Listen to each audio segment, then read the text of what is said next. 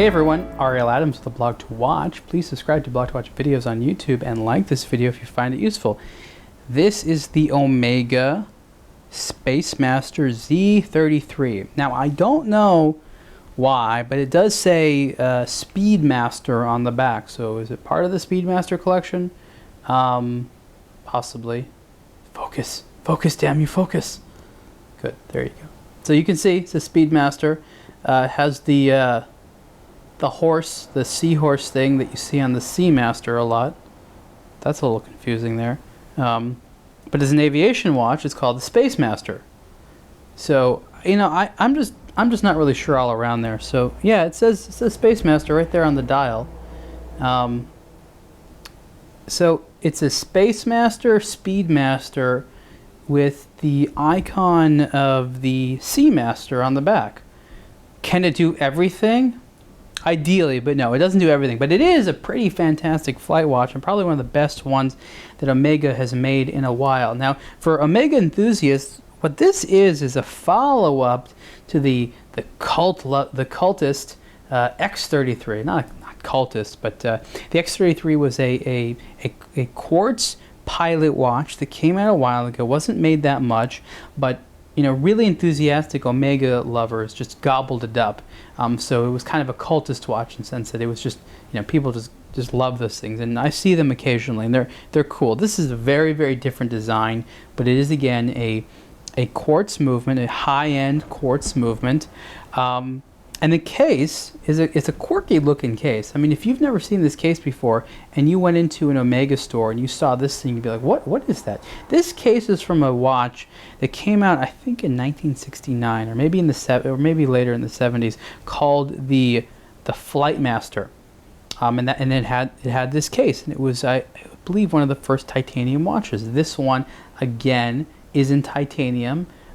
Because titanium is a good material for watch cases, and it's also there to reminisce on the history of some of the more classic and historical Omega watches. Now, being 43 millimeters wide, this isn't a huge watch, but it is tall. It is very, very tall. It's almost 20 millimeters tall, and the reason it's that tall is because of what's down here. You can see there's these little slots, little slits, little slats, little cuts. And that's not for anything to enter, but things for things to escape. This has an alarm, which isn't per se the strongest alarm in the world, but the idea was that Omega wanted to make it so that it could be heard in a cockpit. So we're in alarm mode right now, and you can turn it on by pushing that. Now, just hearing that click, I'm going to put it next to the microphone. It's pretty loud. It's definitely more hardy than your Casio watch. It's a stronger sound, and when the alarm goes off, it's loud enough. It'll wake you up. If you're in a noisy cockpit, you'll hear it. You'll probably hear it. You know, if you're in the middle of a storm, you're going to hear it. Maybe not, but you know, it's definitely, you're going to hear it. This leads me to talk about one of my favorite elements of the watch, and that's using it. The pushers click fantastically. There is a tactile pressing sensation that you know that you're doing something. So if you're wearing gloves, for example, and you're pushing something and you want to know you're not just hitting something which is spongy, you know when you've clicked it. And same thing here. When you move the crown, it feels good. It feels very, very good. There's a couple of unique features this watch has, and right here I'm on one of the calendar modes, and what you see is it says day and it says WK for week, and underneath here you have a number and you have the week. This is actually telling you what day in the year it is, so it would be 60, so we're on the 60th day of 2013, and here you have 9, we're in the 9th week of the year. So that's interesting. There's very few watches to tell you this. I'm not totally sure all the times you'd need it, but apparently you need it enough. And then when you turn the crown here, you get here a more normal calendar. It says Cal, so you know, Friday, and then it has the calendar under there. Now, there's something interesting what you can do if you can't see something. You push this pusher here, and the hands move out of the way.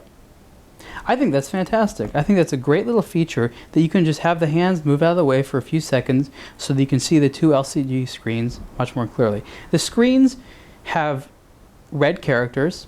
It's also backlit as well, so you know when you want to see it in the dark, you definitely have that backlighting available. It's not really you're not really gonna be able to tell here too well, but it is definitely backlit, and it's a good thing to have. But you can see it even in normal light pretty well all the time. And yeah, so right now it's too, like right now the backlight's on, but it's too bright in here to see. But in the dark, it's pretty fantastic. The hands and the hour markers are also, you know, there's also luminant applied. So this is overall a very legible watch.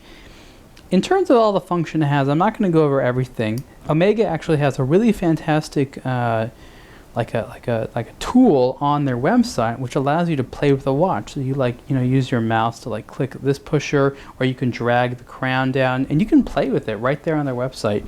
They've created a whole tool, which is really, really cool. But I'll just go in brief what it has. Okay, so you have basically two time zones, so one, and you have two. You have UTC, which is GMT, so you know that's for knowing where the time is all over the world. So you basically have three time zones if you look at it that way. You have an alarm, you have a calendar, you have a chronograph, which is a pretty good one actually with a split.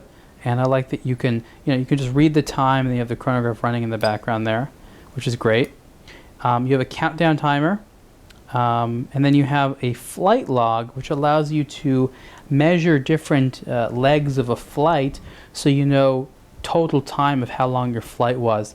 There might be one or two more features that I haven't covered, but those are the main ones. And again, it's very easy to access the functions. You just turn the crown there, and the elements change. Or you can just turn off the back altogether and pretend like it's not there. It doesn't blend completely away. You still see it, but you get sort of a cleaner look there without having to see those digital screens there. Let's get it on the wrist. I haven't even worn it yet. This one comes on sort of a tan brown leather strap. There's also a rubber strap available. To be honest, I actually like the rubber strap a little bit more. It's black, it's textured, it says like, it has like markings on it, it's got some red on it. It's kind of a cool rubber strap, and you can see that it is definitely tall on the wrist there.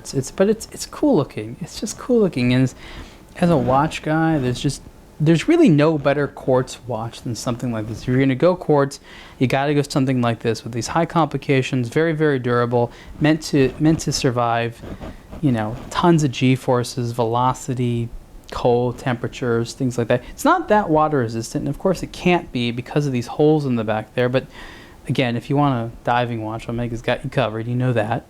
And so it was overall just a really unique piece. One thing I saw online, and I don't know if this is true, someone can tell me, is that the Z-33 is only available at Omega boutiques. That's what an internal pricing document from Omega said.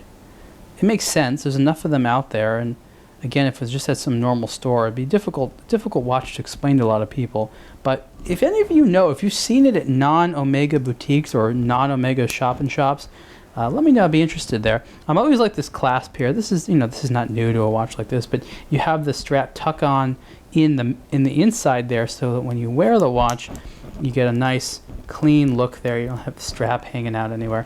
Anyways, again, this is the Omega Spacemaster Z-33 pilot watch, inspired by the Flightmaster, a follow-up to the X-33, and overall a very interesting watch. I'm really happy that Omega decided to continue with this collection, because they told me, the CEO told me, that quartz was not something they were going to focus on. They were going to focus on mechanical watches for both men and women moving forward, with just a couple of quartz here and there, or maybe phase them out altogether. But when it comes to a cool, limited production enthusiast watch like this, they're keeping it real with the quartz, because it's a cool thing that you can't do mechanically. It's a very high quality watch. It's also a bit expensive. Price for the Z-33 is $5,900, and you can read more on aBlogtoWatch.com. Thanks.